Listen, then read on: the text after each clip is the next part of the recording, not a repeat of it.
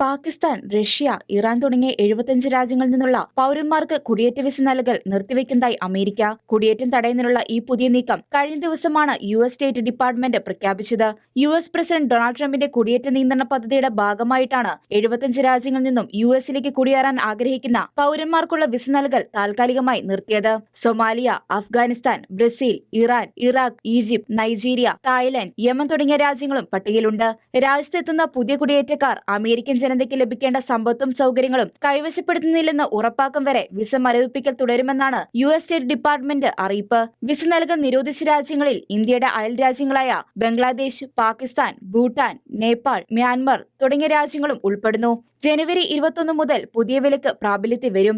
അതേസമയം tourist, business ആവശ്യങ്ങൾക്കുള്ള വിസയിൽ നിയന്ത്രണം ബാധകമല്ല. വിസ നിയന്ത്രണം ഏർപ്പെടുത്തിയ രാജ്യങ്ങളുടെ പട്ടിക US സർക്കാർ ഇതുവരെ പരസ്യമായി പുറത്തുവിട്ടിട്ടില്ല. എന്നാൽ നിയന്ത്രണം പ്രതീക്ഷിക്കുന്ന രാജ്യങ്ങളുടെ പേര് രാജ്യാന്തര മാധ്യമങ്ങൾ പുറത്തുവിട്ടിട്ടുണ്ട്.